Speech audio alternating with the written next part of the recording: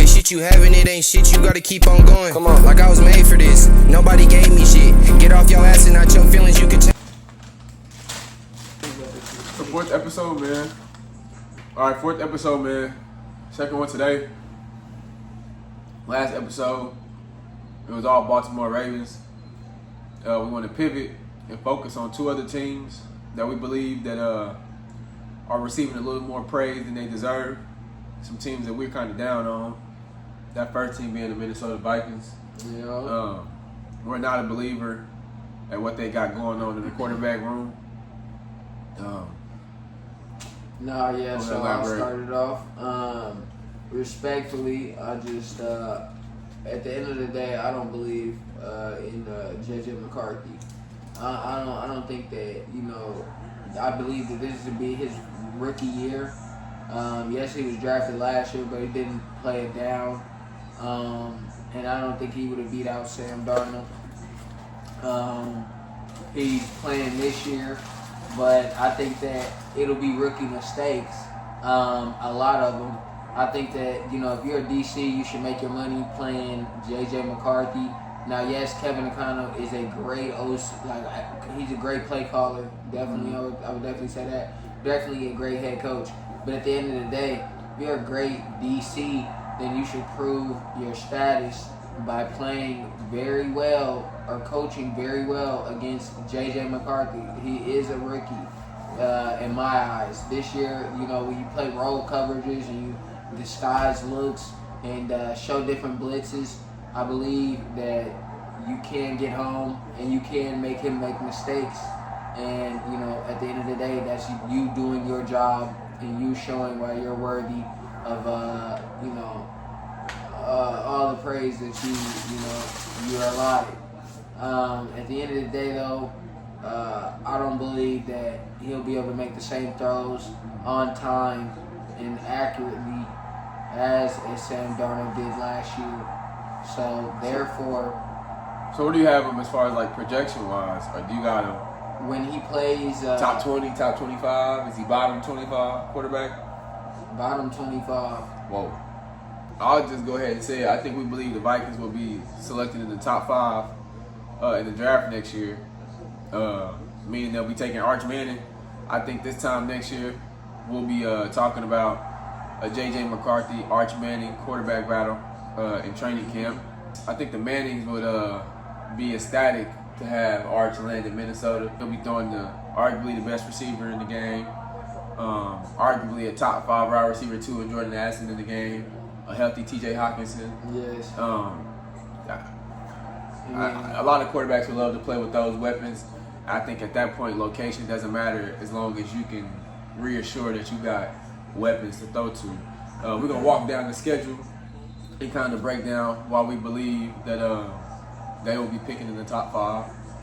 So, again, at the end of the day, if you have an argument with this, the reason we say what we say is because if you think that they're going to make the playoffs, right, you think they're going to win this amount of games, such and such, what exactly gives you that argument? What playoff teams can they beat? What playoff teams can they beat? In the NFC, I'm about to name them. Can they beat the Packers? No. The Lions? No. Eagles? No. Commanders? No. Cowboys? No. Falcons? Yes. They can beat the Falcons? What about the Rams? No. All right.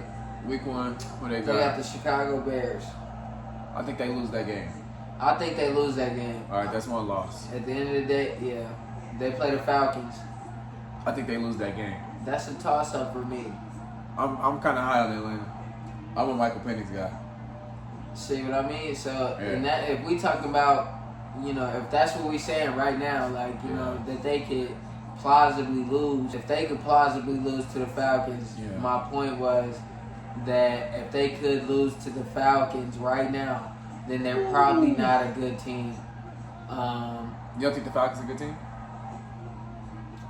I think that, their defense is makeshift.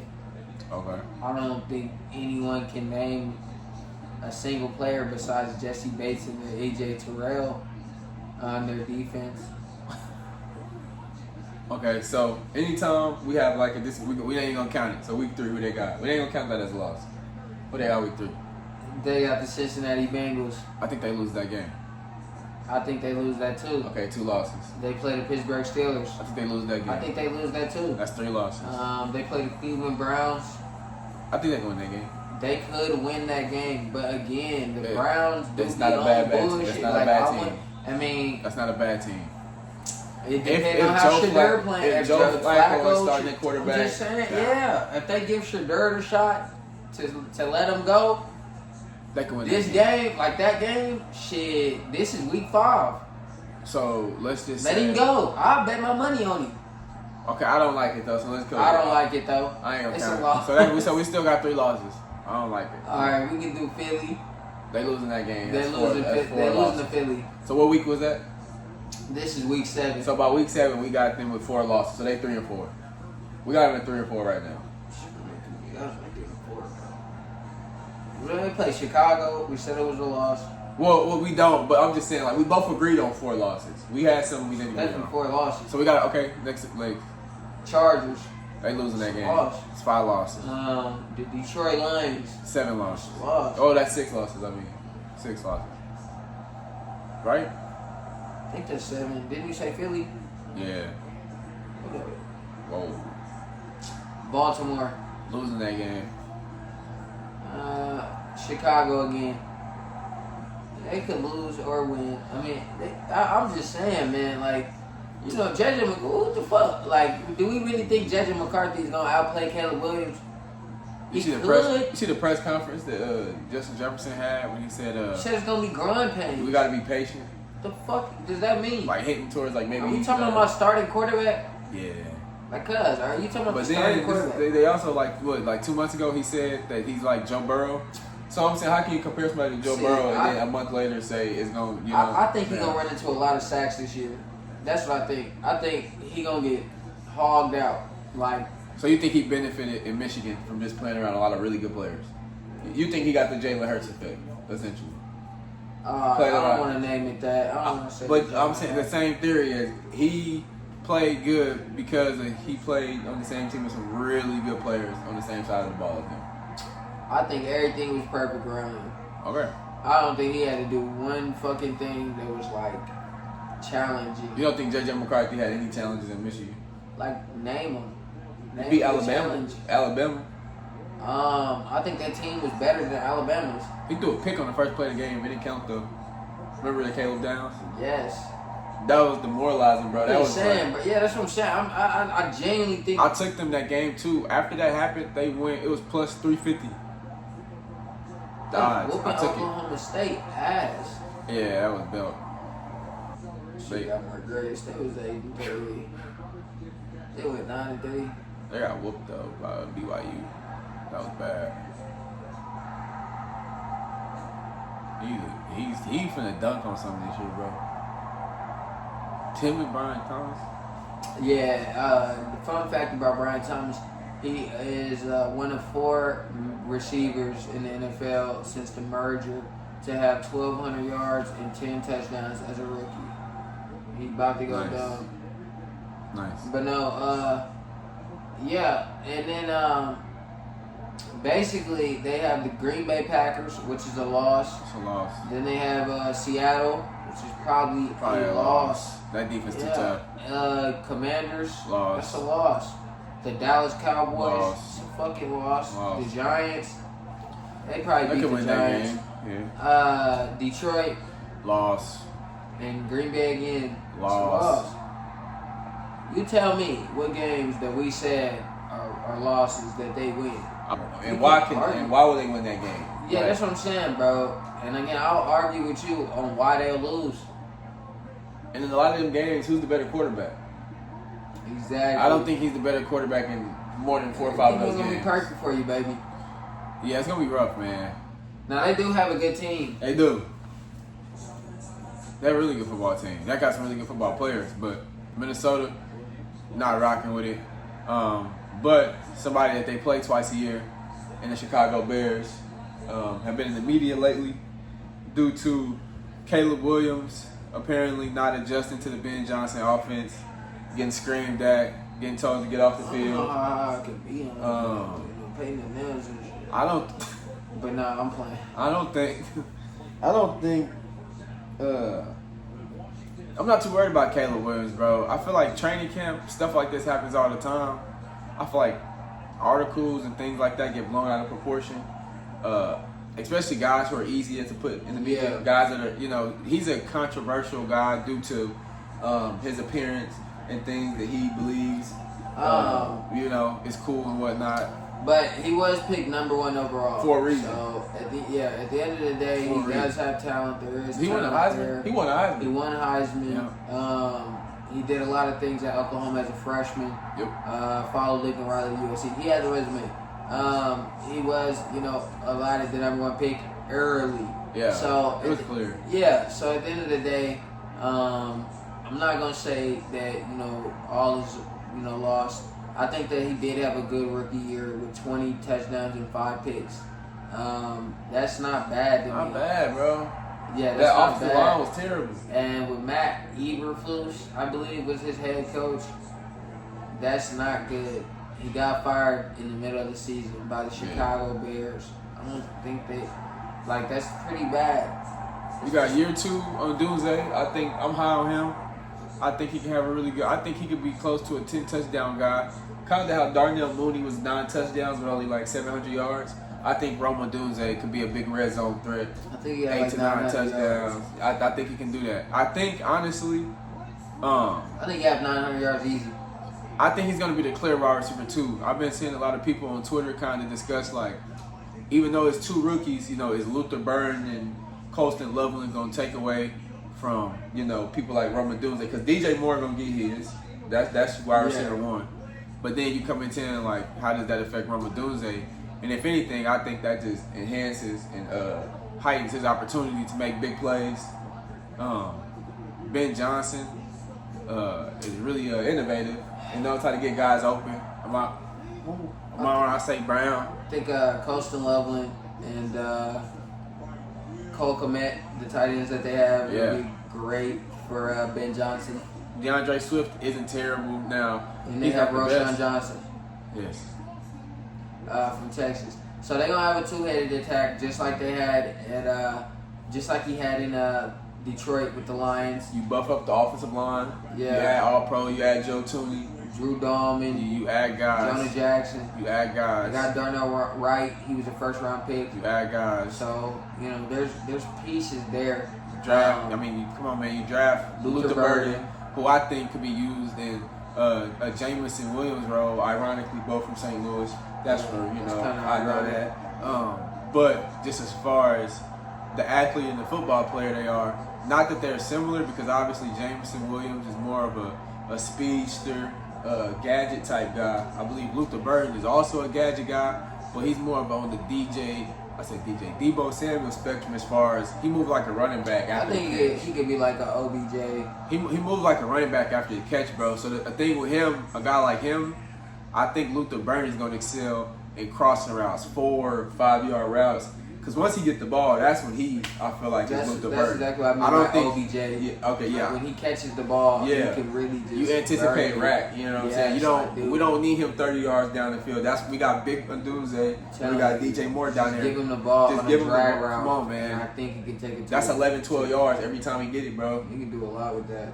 And he running stuff over, bro. He's gonna be a problem, man. He's gonna be a problem, man. So, and I think Roma Doomsday is gonna take a step up for sure. Yeah, we big on Roma Doomsday. Probably a lot tighter shit with Ben Johnson. Sleeper fantasy pick. Yeah. Roma Doomsday in the later rounds, round 8, 9, 10. And we drafted Marvin Harrison Jr. But love that guy. Again, and I just think that their defense. It'll definitely take some growing pains, That's but okay. It'll be fine. It'll be top 15. It'll be serviceable. It'll be top 15. Top 15 defense. And they'll have days where they look like a top 5, top 10 defense just because they got the players and the ability to make plays like that to look like that. But it's more like a consistency thing with them. Jalen Johnson, I feel like he could be a top 5 cornerback in the league if he already isn't, as long as he stay consistent. We like Brisker. I like Tremaine Edmonds and TJ Edwards. TJ Edwards. I think that they do have lapses. Tyreek Stevenson, he does have lapses, in games that. Sweat over there? Yes, Montez Sweat. Sweat is over there. So they got. Oh, they got Grady Jarrett too, didn't they? Yes. So they improved. I feel like they improved in a team like the Chicago Bears. They were headed in the right direction, but they had a lot of holes. I think this offseason, they're a team that addressed a lot of the holes in really big ways. And what I mean by that is you need a head coach. You go get the hottest guy on the market in Ben Johnson. Yeah. Arguably coasting level and arguably the best receiving tight end prospect. And then you go get Luke DeBurn. I mean, you go do that. And then, like we said, offensively, you go get Joe Tooney from the Chiefs. You go buff up the offensive line. I mean, you got better literally everywhere. Not a lot of teams can address all their situations in one offseason like the Bears did. And they attacked it aggressively. And I think them doing that aggressively shows that they're ready to win. And they got the right guys in the building to win right now. And the window of winning in the NFL is so short, you want to strike while the iron's hot. You know what I'm saying? You don't want to wait. Definitely.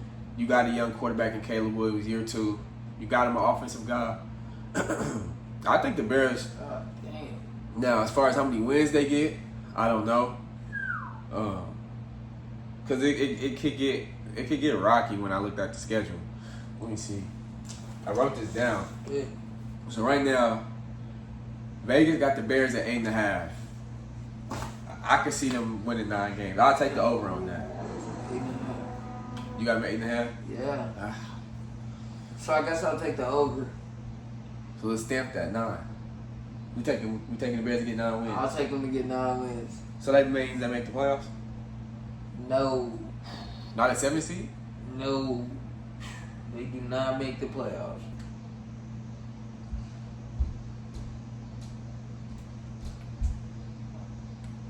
Shit. Obviously, you know, I've told you about my playoff seeding. Yeah. I got the Packers, the Eagles, Yeah. the Bucks, the Rams, the Lions, the Commanders, and the Cowboys making it. So that does not include the Bears at all. But I believe the teams like the Seahawks are better.